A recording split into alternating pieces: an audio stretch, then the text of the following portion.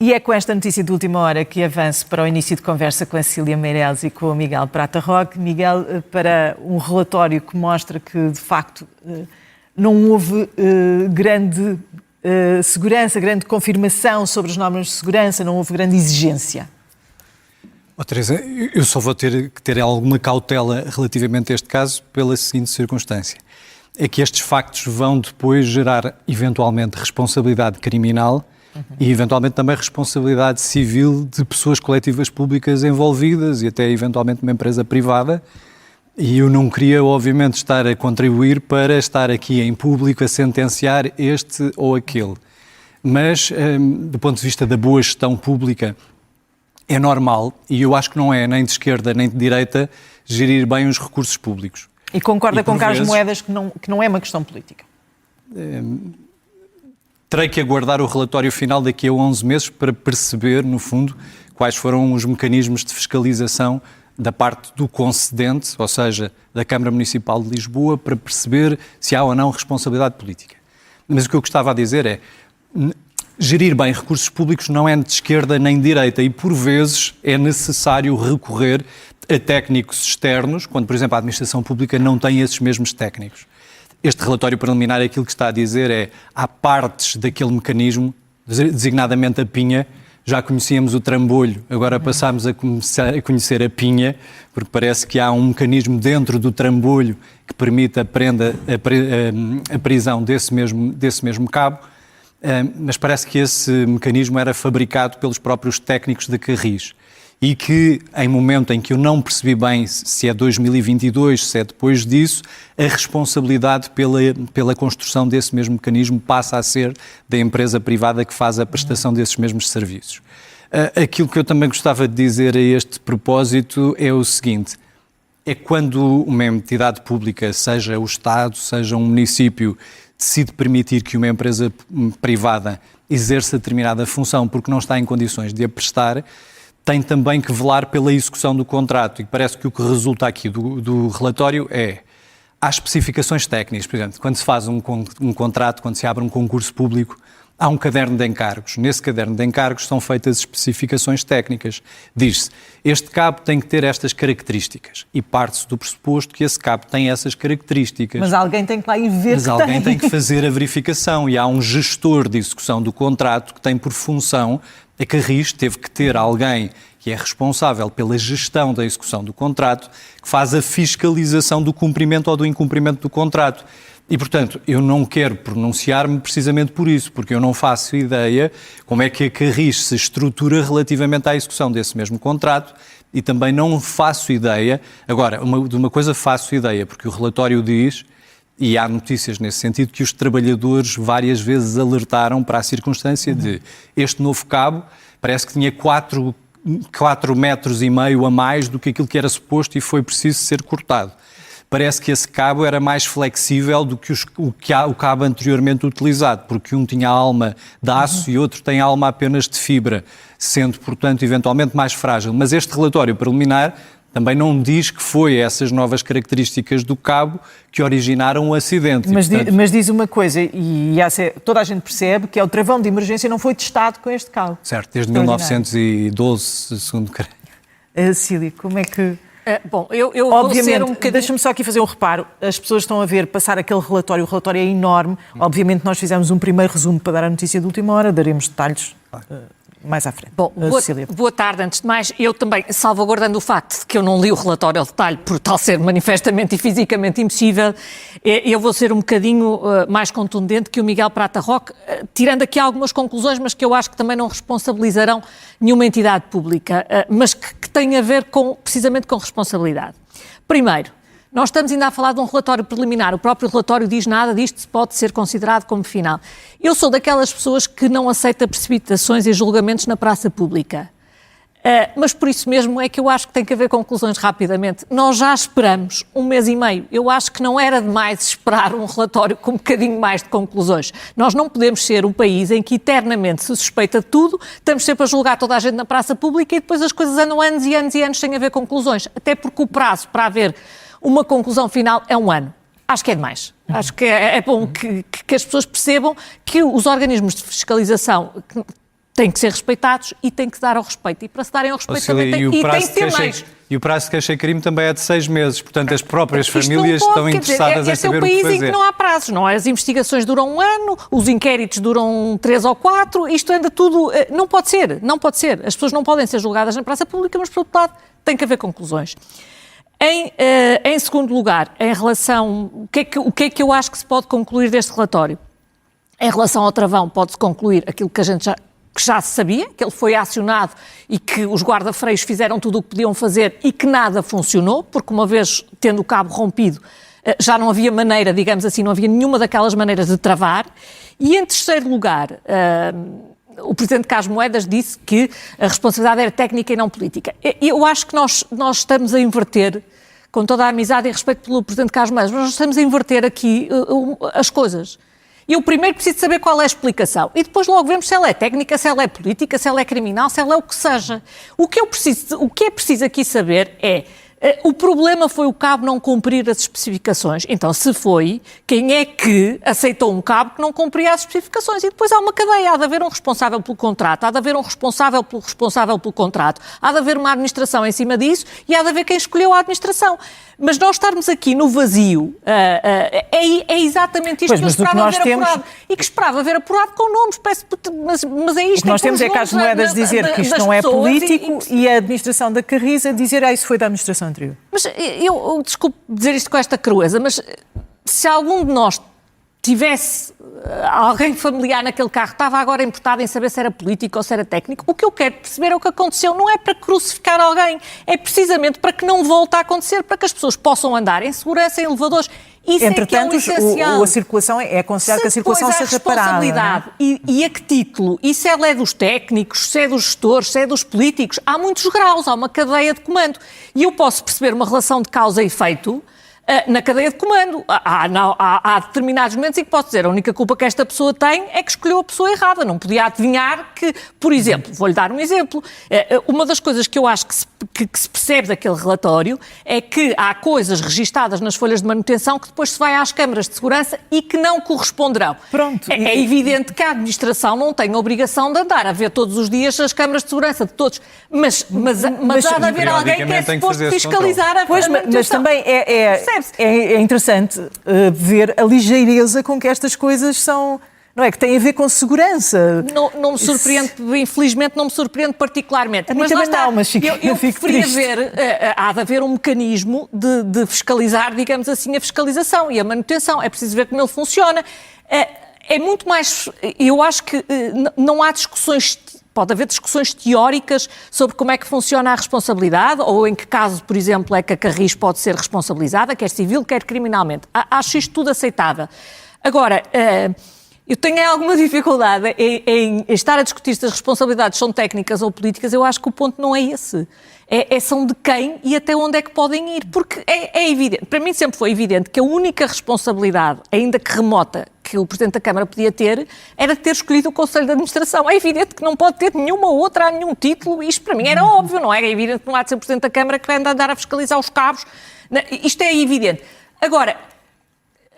Eu acho que isto saltava aos olhos de toda a gente. Agora, isto não significa que parece que se não há responsabilidade também do superior máximo, também não há responsabilidade de ninguém. Não, isto, eu acho que neste momento já podíamos ver um relatório que dissesse o serviço que devia ter assegurado isto era o serviço X, Y e Z. Ponto. Com mais detalhes. Entretanto, pronto, a Carris estava aqui a olhar para baixo porque vai chegando mais informação, os jornalistas vão tendo capacidade para analisar o relatório e procurar as reações. A Carris diz que não sabia de qualquer incumprimento, que diz que as falhas terão sido da administração. Mas parece anterior. Que o cabo não estava certificado, bastava o título de certificação para que quando houvesse se diz a demonstração Carris não sabia, quer dizer, eu acredito que a administração não soubesse, mas a empresa tem que ter um mecanismo qualquer e tem que ter um responsável por acautelar que quando se lança uma consulta de mercado ou um concurso, não faço ideia o que tenha sido, mas se diz eu quero um cabo com estas especificações, que o cabo corresponda àquelas especificações. Tem que haver, a não ser que tenha havido,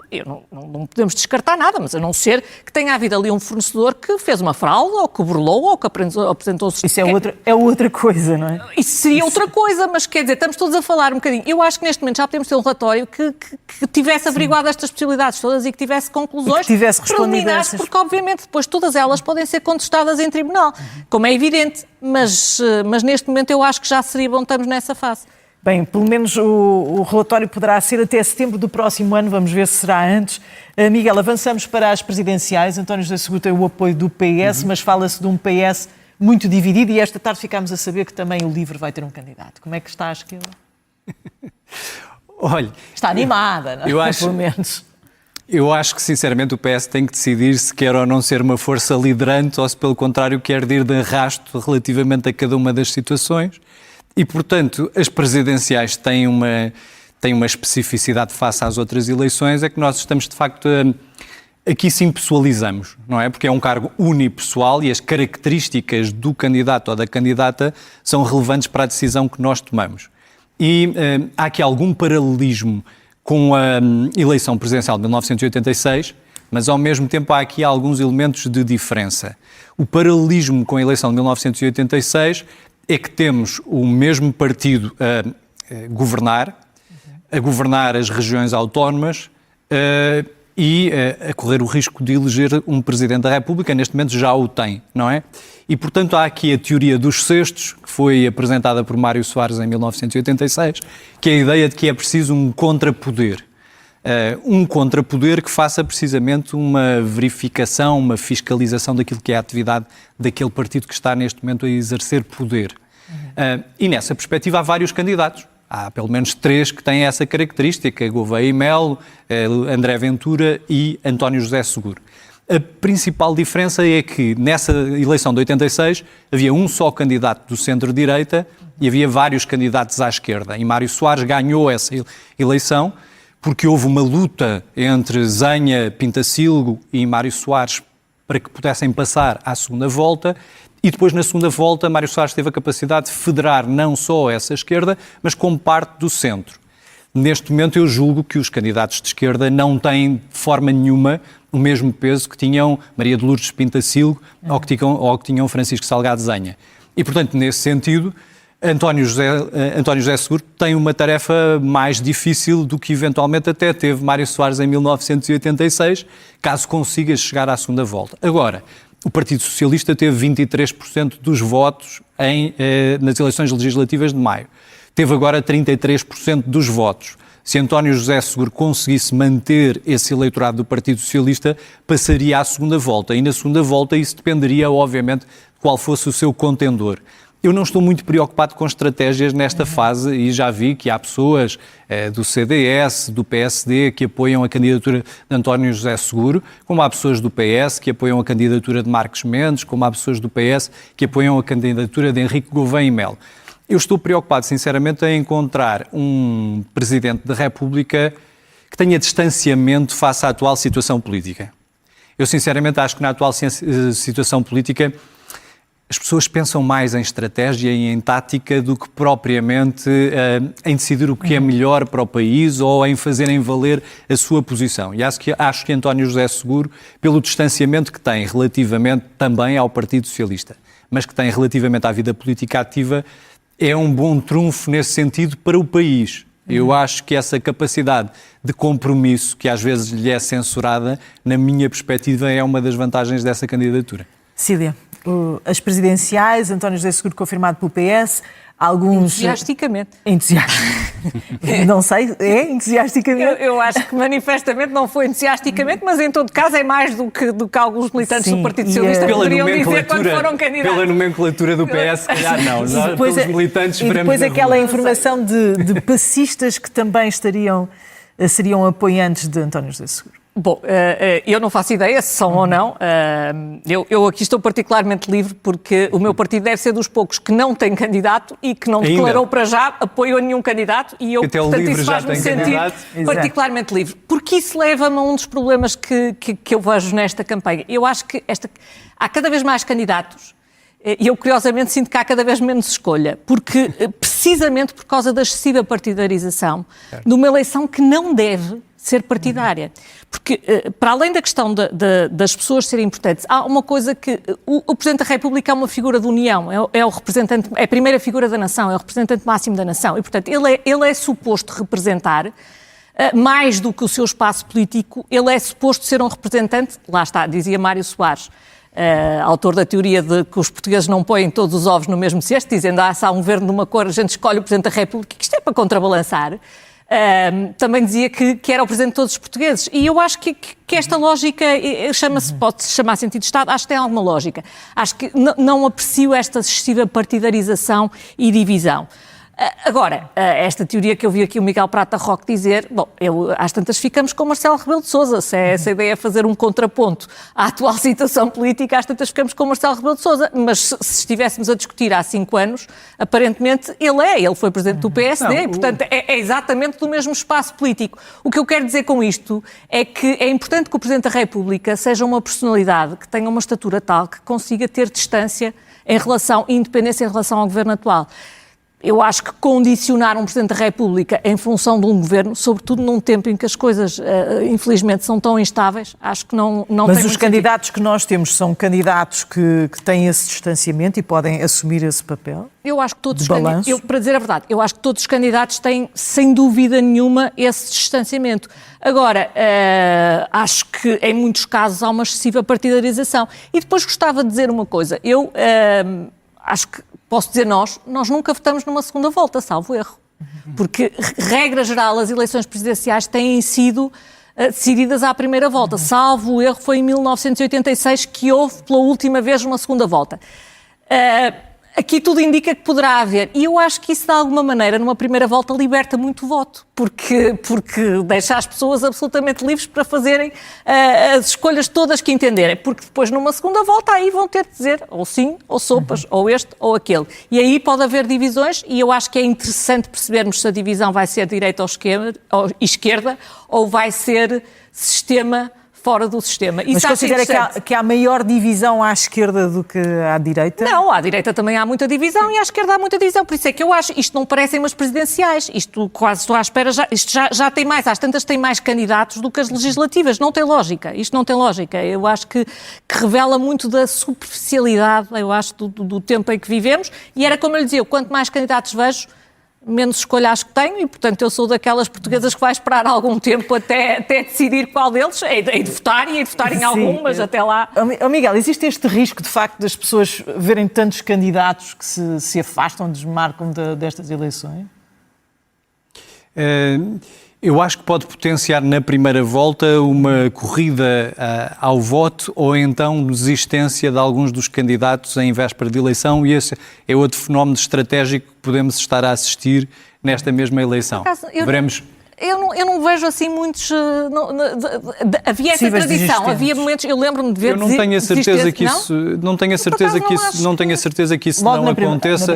Não tenho a certeza que isso não aconteça porque na primeira eleição era proibida a existência de sondagens durante a campanha eleitoral, durante 15 dias. E a lei, entretanto, foi alterada e vamos ter eleições, vamos ter sondagens durante esses 15 dias de campanha eleitoral. E eu não estou certo que não haja essas desistências a meio de campanha eleitoral. De qualquer das formas, eu devo dizer o seguinte. Eu acho que há muita gente no país que também está um pouco farta de demasiada teatralização e demasiada palhaçada. E está à procura também de um candidato que seja agregador. E é essa a vantagem que eu reconheço a António José Seguro, como na verdade também reconheço a Gouveia Melo, como também reconheço a Marcos Mendes. Há outras razões que me levam, obviamente, a apoiar António José Seguro. E uma coisa que eu gostava de garantir, uma dessas razões não é de forma nenhuma uma revanche eleitoral da esquerda relativamente à direita. Nem eu espero que António José Seguro seja um presidente da esquerda. Eu espero, mas agora o que espero de um presidente da República é que ele cumpra essa função de moderador, essa função de árbitro. E o árbitro, de facto, não deve interferir no jogo, deve deixar jogar. E, portanto, mas deve fazer cumprir as regras. E, nesse sentido, quando estamos numa fase da vida política em que tantas regras são violadas, em que coisas que nós não esperávamos que acontecessem já aconteceram e todos nós esperamos que voltem a acontecer, era bom que regressasse alguma normalidade à vida política. Nós não vamos ter tempo de ir para outro tema, portanto vamos ficar neste Cília. Estando os partidos a apoiar candidatos, também, conforme o resultado do candidato, pesará a derrota no partido? Eu acho que manifestamente pesará. É impossível, a partir do momento em que os partidos se configuraram as candidaturas como partidárias e não foi apenas... O risco, por exemplo, António José Seguro para o Bloco de Esquerda não será particularmente eu acho delicado? que o Bloco de Esquerda já está numa situação em que, quer dizer, Bem, o único risco é ter mais votos do que já teve. Já chegou a um ponto tal em que isto já não há muito menos para ter, pronto. Portanto, aí acho que o risco que é relativamente diminuto, até porque, quer dizer, não pode ficar pior do que já está. Acho difícil, acho possível, perdendo completamente a representação parlamentar, mas acho difícil, não é por aí. Não, eu acho é que as eleições, o que eu procuro num Presidente da República não é alguém que vá fazer a afirmação do seu partido, acho que isso não tem lógica nenhuma. Sinceramente, acho que não tem lógica, ainda quando se está a falar de alguém que por alguma razão sente que não se pode sentir representado num espaço mais lato, ainda posso perceber. Agora, estas candidaturas só para mostrar que o partido existe. Então... Vamos ver se também há alguma definição agora com as próximas entrevistas. Hoje António José Seguro vem à SIC. Muito obrigada aos dois. Até para a semana.